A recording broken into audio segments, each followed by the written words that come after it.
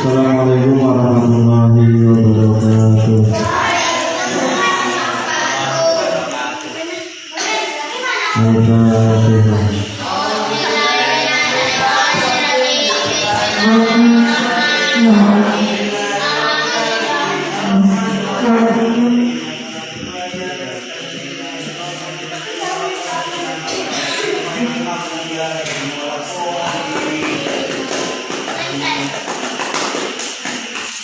Dibuka halaman 3. Bab membagi waktu atau bab tentang membagi waktu.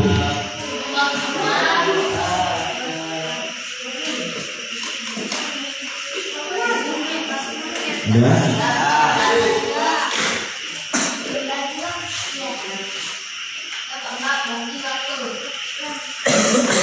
Nah, besok yang pertemuannya itu kalau bisa itu dihafalkan, ya, dihafalkan.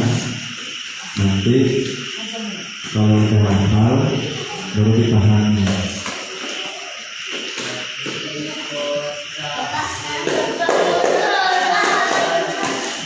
Halaman 3. Udah semua?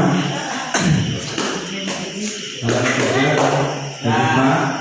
Ada yang belum jumpa?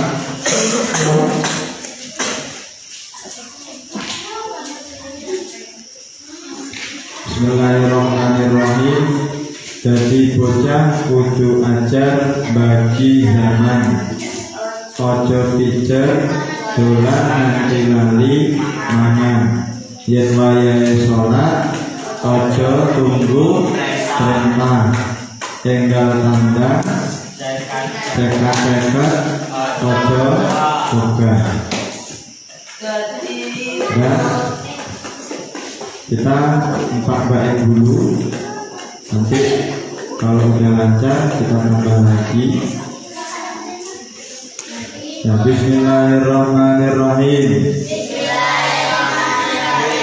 Jadi bocah kudu ajar bagi zaman, ojo pijer dolan nanti lali mangan. Yen wayahe salat ojo tunggu perintah, tinggal tanda cekat-cekat ojo wakang. Jadi di sini pengarang mengatakan bahwasanya kita itu jadi anak harus sampai membagi waktu. Ya, kenapa kok dibilang ini anak? Kebanyakan yang harus belajar membagi waktu itu adalah anak-anak. Karena ketika anak-anak itu sudah asik main, maka dia lupa semua pekerjaan. Lagi asik main kelereng. Ada yang suka main kelereng? Ada. Nah, sekarang malah doyan kelereng. Doyannya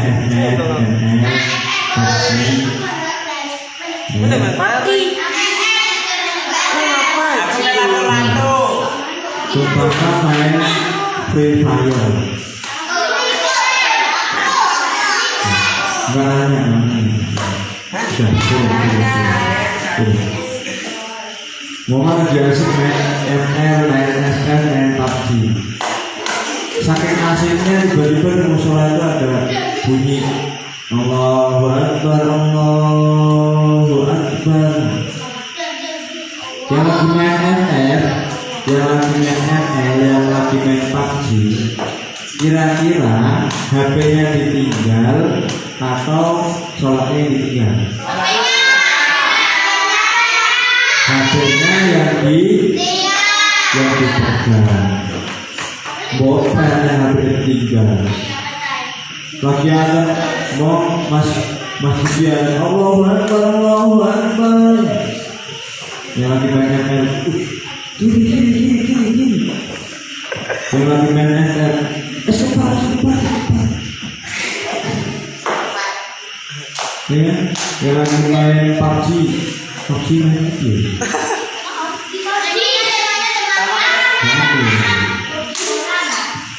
nah, jadi dari sekarang kita itu wajib membagi waktu.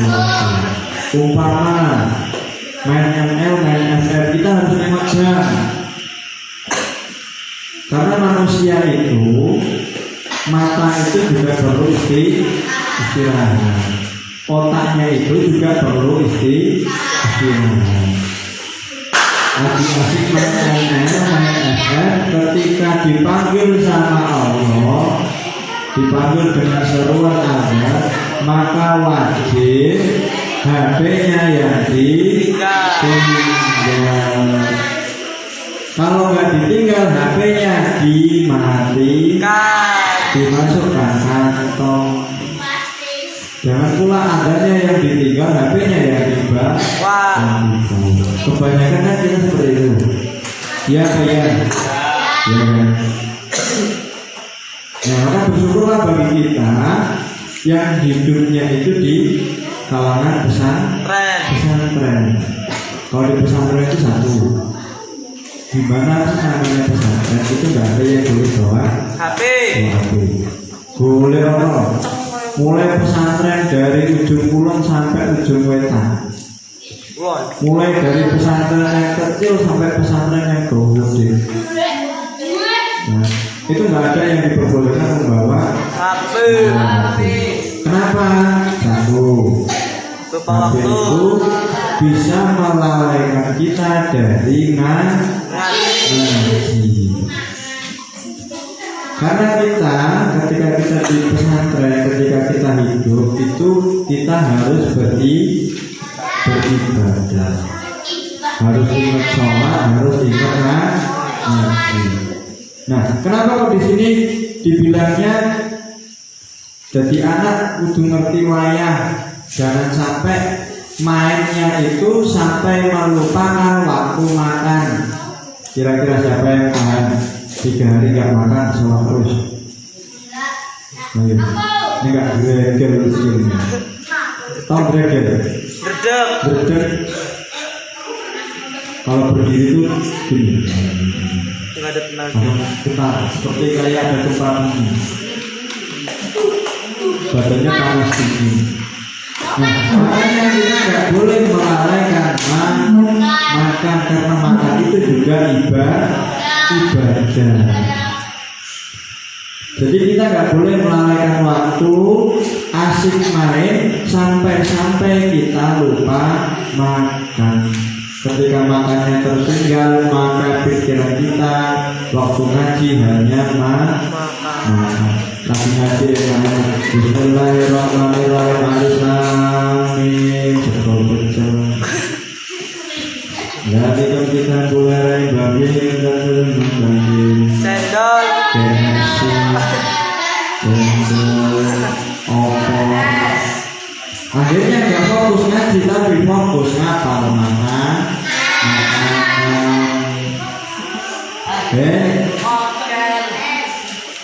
Tapi kalau siang-siang, kalau bulan Ramadan ya wajib tahan makanan. Saat lapar-laparnya kita juga wajib tahan makanan.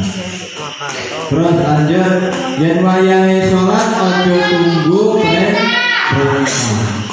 Ini mungkin belum ada yang ngasih tahu, ya. Ini bocoran, rahasia ya, rahasia kita bersama. Kalau seseorang itu sholatnya diperintah, kalian tahu nggak? Dapat pahalanya berapa? Pahalanya itu dibagi dua. Umpama siang di waktunya sholat subuh, as-sholatu khairun minan naum. Harusnya kan orangnya melek. tapi malah turun. Habis itu si Rian datang untuk datang ke asrama. Ini bangun sampai diseret habis itu yang maka si Rian itu dapat pahalanya dua. Satu pahala Rian sholat, dua pahalanya yang dibangunkan Rian bangunkan sholat. Bangunin sholat ya. Nah, si Yandi pahalanya dibagi menjadi dua. Makanya sangatlah rugi bagi kita kalau sholatnya itu sampai disuruh. Ya kalau gitu boleh sholat Pak. Enggak. Berarti kita juga wajib sholat. Di sini aja diterangkan kalau waktunya sholat jangan tunggu diperintah. Ini mengajarkan kita untuk selalu disiplin. Nah kita sholatnya cuma 5 waktu dalam satu hari. Ada nggak di sini sholatnya yang lebih dari 5 waktu? Jadi sholat subuh, zuhur, asar, maghrib, isya. Doain aku mas. Sholat witir, sholat tahajud, terus sholat istikharah, sholat hajat. Yang wajib itu kan hanya 5. Dan waktunya itu jalannya juga panjang. Subuh, anggaplah subuh dari jam 6. Jam 5. Yang di sini jam 6. Jam 5. Terus nanti sholat zuhur jam berapa? 12. Itu tempo waktunya, jangka waktunya itu berapa jam? 4. Berapa? Dari 5 sampai 12.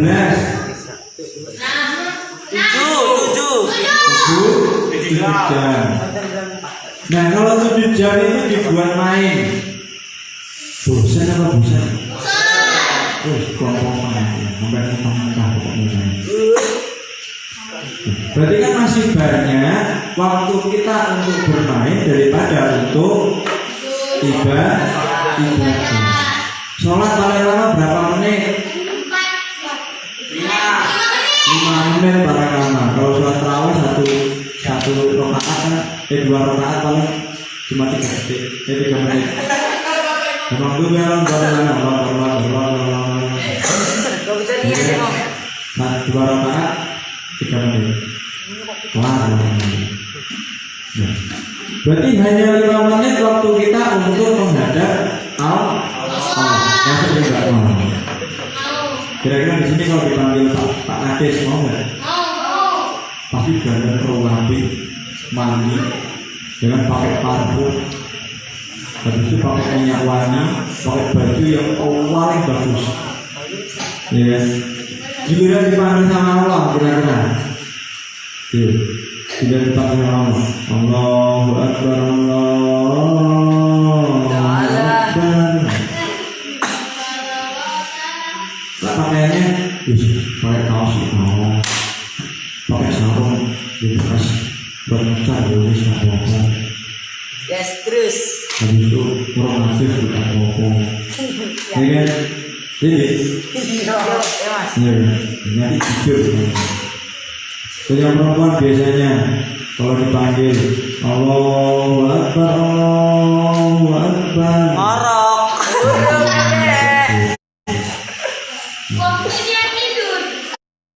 Ini berarti Allah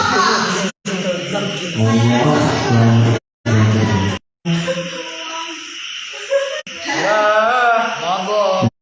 Berarti itu kan kita kurang disiplin. Kita harus mendisiplinkan diri mulai di terus tinggal tanda cekat ojo.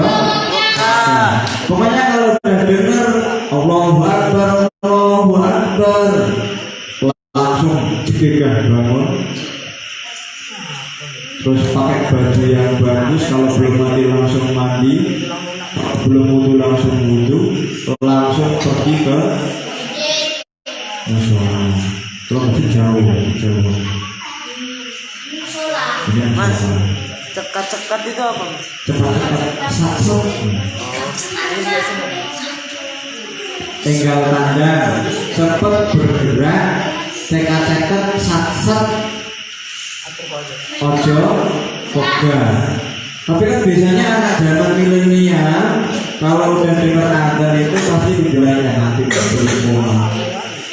Kita ada umat Allah berdoa la ilaha illallah. Nanti lah masih takbir belum salah. Udah assalamualaikum warahmatullahi assalamualaikum warahmatullahi. Nanti lah waktunya masih panjang. Giliran 5 menit terakhir, loh, kok udah merasa?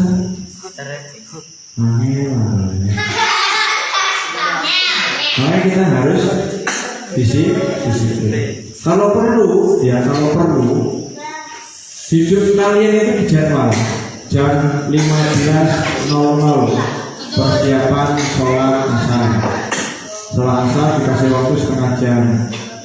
Sama kayak mana? Waktu mau ketemu sama bebek gitu. Ya. Kalau ketemu sama bebeknya, sama pujaan hati, biasanya itu di jadwal tuh jam sekian ini ada bisa jumpa. Kalau jam sekian nggak jumpa. Sama ketika kalian mau berdoa, ya Allah, semoga aku bisa berjodoh dengan dia. Tapi doanya itu ketika kalian nggak waktu sholat yang pas 5 menit sebelum habis waktu, dia berdoa, ya Allah ya nanti aja. Ya Allah aku pengen pinter ya Allah, tapi doanya itu waktu asar padahal sholat zuhur belum. Di sana Allah ya nanti aja lah aku mau mati. Ya. Jadi kalau mau doanya cepat dikabulkan oleh Allah, berdoalah tepat pada waktunya. Nah, waktu-waktu yang tepat untuk berdoa itu kapan sih? 1. Waktu hujan. 2. Waktu mendengar adzan. 3. Waktu di antara khutbah kedua. Itu waktu yang mustajab. Khutbah itu Jumatan. Ya, lanjut. Berdiri.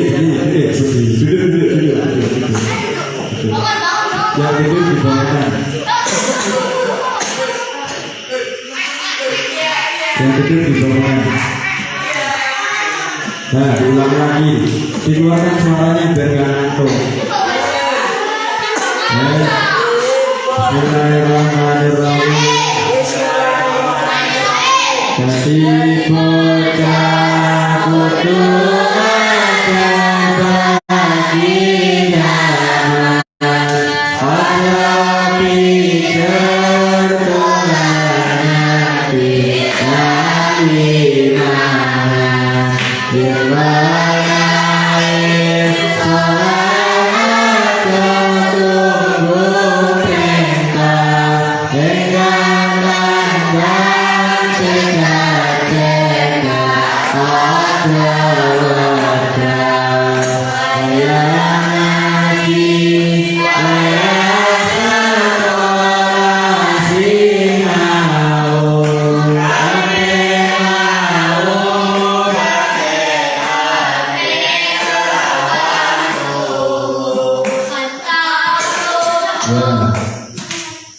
jadi wayang ngaji, wayang sekolah, wayang Belajar. sana. Waktunya ngaji, waktunya sekolah, waktunya belajar. Kabeh mau kabeh lawan tuhu. Belum bukan lawan tuhu ya siap. Jadi waktunya kalian ngaji, waktunya kalian sekolah, waktunya kalian belajar, ojo cengengesan. Walaupun gurumu lumayan lucu. sekolah itu guru yang lucu ada kan? Guru yang galak ada kan? Guru yang lemah lembut ada kan? Nah, jelek-jeleknya gurumu itu adalah orang yang membagikan ilmu kepadamu. Berarti kalau orang yang membagikan ilmu, kamu dikasih duit, nih, sekarang kasih duit. Kira-kira dikasih banyak nggak? Cukup sekali kan? Apalagi dikasih cuma 1.000, sekian 1.000.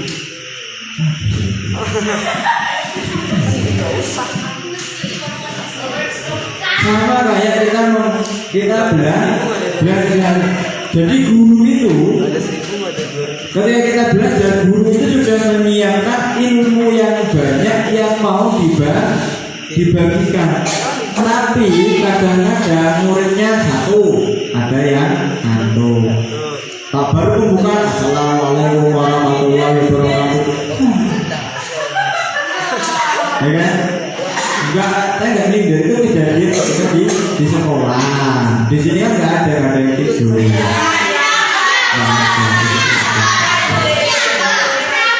Itu cuma PW, posisi W. Kalau di sini nggak ada tidur. Di sekolah biasanya, di sekolah itu baru pembukaan. Pelajarannya apa ini? Pelajarannya matematika. Pelajarannya susah. Baru pembukaan, Assalamualaikum warahmatullahi wabarakatuh. Nanti bahasa yang udah besar, yang masih kecil-kecil biasanya, ada yang berkoran. Kalau mau tinggal satu biji. Terus yang ibu-ibu yang sehat-sehat biasanya, nanti kita satu ya, kita yang pakai karet. Atu-atu. Habis dia suka main atu-atu. Padahal guru di depannya ngomong 5 dikali 5 sama dengan 20.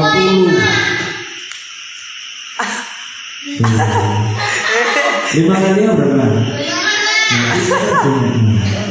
5 dikali 5 sama dengan 25. Ditambah 5 sama dengan, dibagi 5 sama dengan, dikurang 5 sama dengan, dibagi 1 sama dengan 1. Nah, berarti guru itu sudah menyediakan banyak ilmu yang mau dibagikan. Cuma kadang-kadang kita sendiri yang membatasi diri untuk tidak menerima ilmu. Oh, guru loh. Gurunya keren.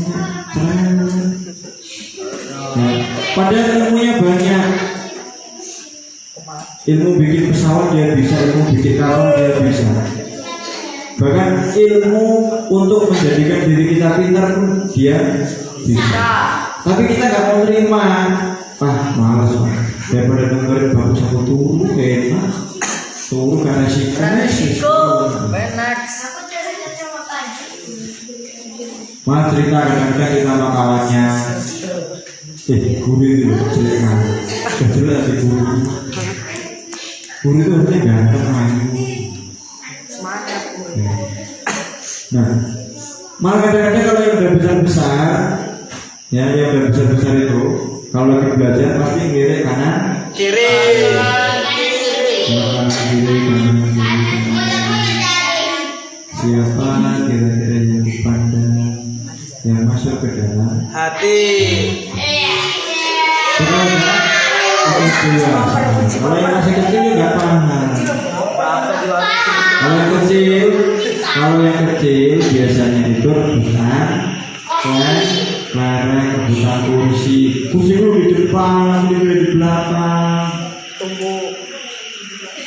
Ya, makanya kita harus memperhatikan siapapun guru yang sudah mengajar. Terus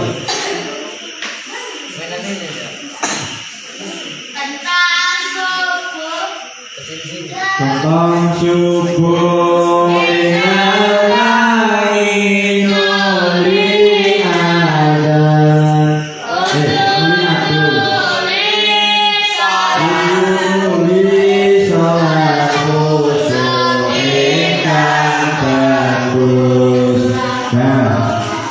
Kan ketika sholat subuh itu ada tandanya kan. Kenapa kok ya waktu subuh? Kenapa nggak waktu zuhur? Kenapa kok di apa sihirnya itu nggak kentang zuhur? Kenapa kentang subuh? Ayo. Sekarang saya tanya, ketika sholat subuh kira-kira yang datang ke masjid itu rame apa rupanya?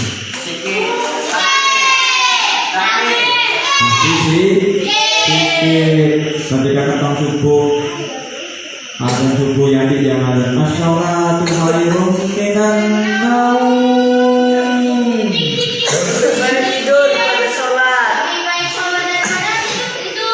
Nah, kira itu pasti banyakan ya makan Turun. karena naumnya lebih panjang. Lebih baik sholat daripada tidur. Berarti ya turun. Makanya ketika sholat subuh, as-sholatu khairun minan naum. Kayaknya sholat itu lebih baik daripada tidur.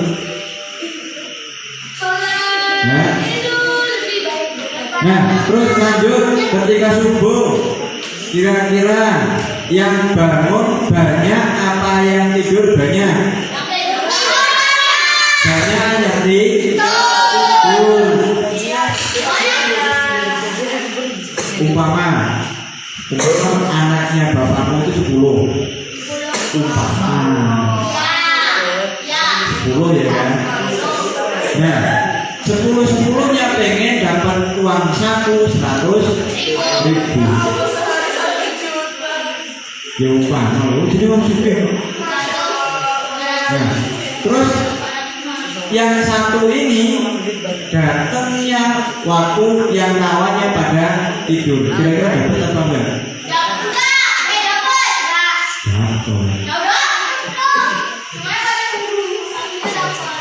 Dapat duluan. Nah yang lainnya, yang 9 kira-kira dapatnya 100 apa? 50. Kadang 50, kadang 10. Karena datangnya bareng-bareng. 9 orang datang sama orang 1 orang. Pasti dibilang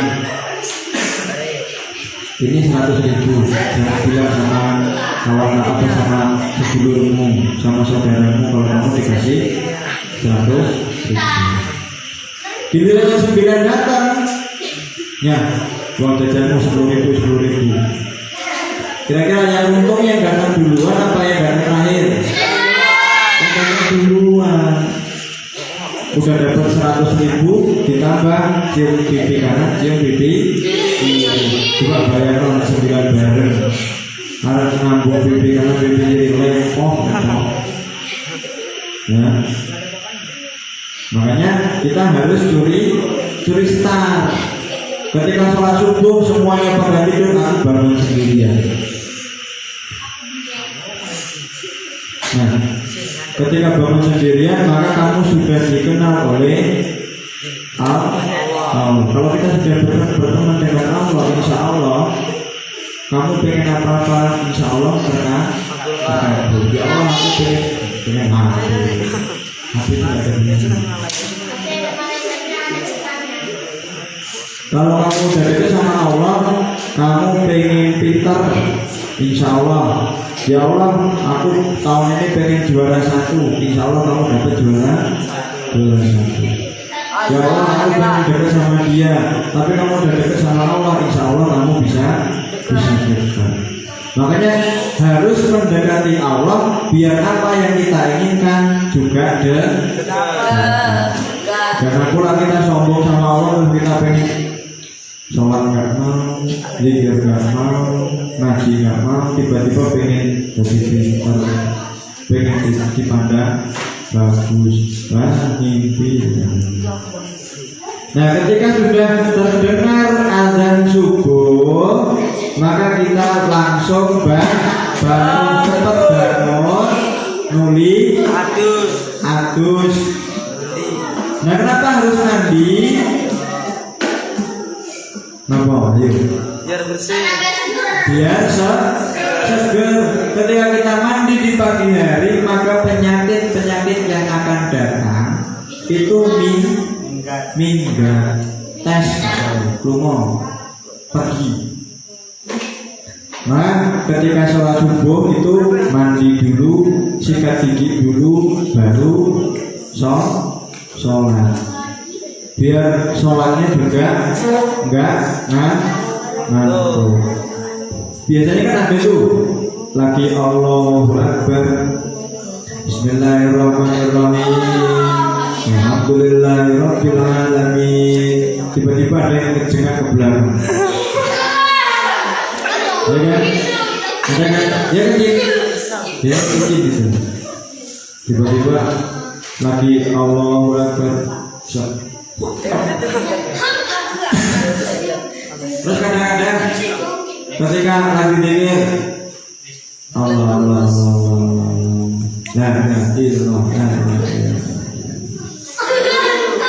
sampai ngomong ke depan banyak kan? Ada kan? Karena tidak mau mandi, tidak mau sikat di situ. Ketika kamu ngantuk, kamu disarankan untuk wudu. Kamu tahu nggak ketika kamu ngantuk itu di pelipis matamu itu, ya, itu ada iblis yang main tarik tambang. Satunya lawan mata, ya. Iblisnya narik ini, tidur. Kalau itu sudah selesai, itu salah. Makanya ketika kita ngaji, itu pasti bawaannya kan ngantuk. Ketika ngaji itu masih ya beruntunglah bagi orang-orang yang masih karena sesungguhnya malaikat itu selalu mendoakan orang-orang yang ngaji.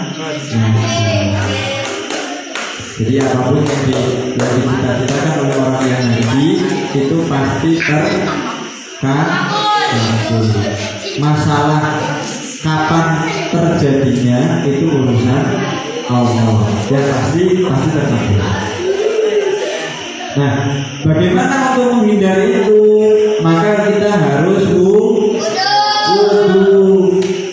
Nawaitul wudu'a bi raf'il hadasil ashari fardhan lillahi ta'ala. Nah, ketika kita wudu, maka iblis yang ada di mata kita, iblis yang ada di mulut kita, yang bikin kita angok, itu rontok seperti tumbe. Seperti orang kena banjir. Tahu banjir? Kamu pernah nengok orang kena banjir? Banjir langsung banjir. Terus kedua apa? Ketika kamu wudu. Tapi kalau yang menikmati biasanya enggak. Kalau ada itu cari kondisi enak. Cari kondisi enak langsung tiba-tiba. Itu kalau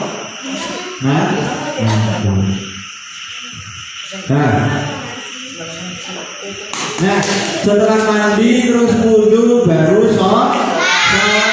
sholatnya juga harus dengan khusyuk. Nggak boleh sholat itu jegal-jegalan, sholat dorong-dorongan, sholatnya sikut-sikutan, ya. Kadang malah rebutan. Ayo kamu depan, cepat. Nah, yang paling lucu dan sering kita lakukan ketika kita sholat, udah Allahu Akbar, udah takbir, habis itu ada kawannya ribut, maka otomatis kita akan ngomong, jangan ribut. Nah, bagaimana ceritanya kita memberitahu seseorang supaya nggak ribut, tapi kita ribut. Biasanya laki-laki, sholat ribut, jangan ribut. Amin. Nah, caranya biar sholat kita khusyuk, jangan peduli kepada orang lain. Mau yang lainnya ribut, nginjek kaki biarin aja, woles santai. Lama-lama juga capek. Ini diinjek gak balas-balas, biarin aja. Gak akan balas. Kalau digangguin, digangguin dia. Tapi kita woles, kita nggak respon. Maka orang yang gangguin juga malu. Nah caranya gitu, bukan berarti ketika takbir Allahu Akbar yang lainnya dorong-dorong, kamu tuh jangan dorong-dorong, udah sholat tuh dorong-dorong. Maka sholat yang didorong sama yang dorong juga batal. Itu biasanya kerjaan laki. Kalau perempuan biasanya lebih parah. Ya, gara-gara bukan mau kena dulu. Ini sih jadinya. Ya. Terus rampung sholat anjing gawe apa bae.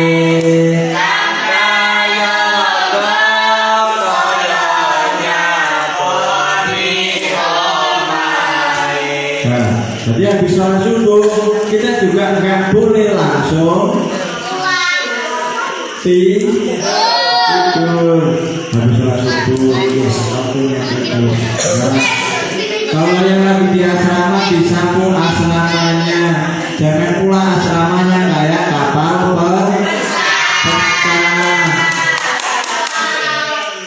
Yang jilbab, kalau perempuan biasanya jilbabnya nyuwantol ke sana ke sini, lemarinya bodoh buka. Yang laki-laki biasanya sarungnya selengkreh. Tahu selengkreh? Berserakan, kaos kotor bareng sama kaos bersih. Yang lantainya penuh dengan pasir, udah kayak pantai. Makanya ketika habis sholat subuh kita nggak boleh langsung tidur, disapu dulu biar bersih. Siap itu baru lain. Nah ketika kita tidur waktu subuh, yang datang bukan sehat tapi sakit. Ketika subuh pagi-pagi tidur, maka kamu sudah bisa dipastikan akan mendapatkan penyakit. Nah, contoh yang sakit satu, ketika kamu tidurnya habis subuh, badan pasti sakit. Habis badan, habis itu mata bengkak. Yang kedua, semangat hilang. Semangat hilang. Kok bapak tidurnya itu waktu di pagi hari, semangat itu pasti hilang. Makanya kalau kita nggak sholat, ketika habis sholat subuh, kok nggak mau tidur, nggak maunya puyeng berdoa, terus atur. Kalau malas lagi, jalan. Kalau malas lagi, ya yang berdoa ya Allah campurkan nyawa kita.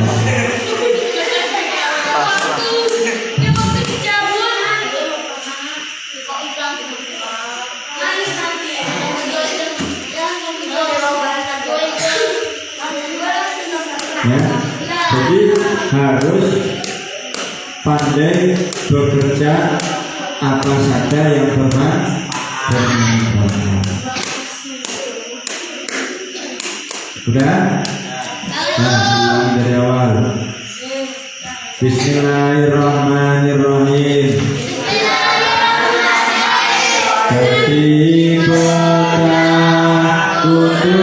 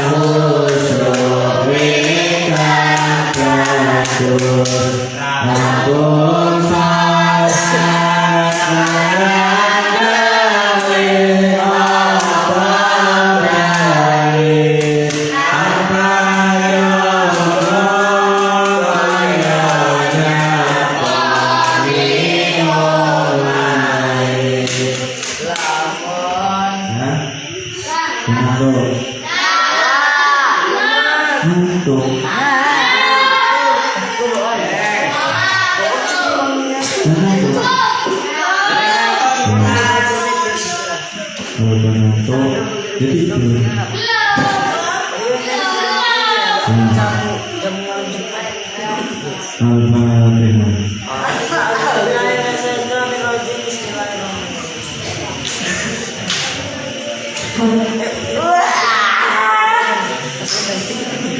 Al-Fatihah. Assalamualaikum warahmatullahi wabarakatuh. Waalaikumsalam warahmatullahi wabarakatuh.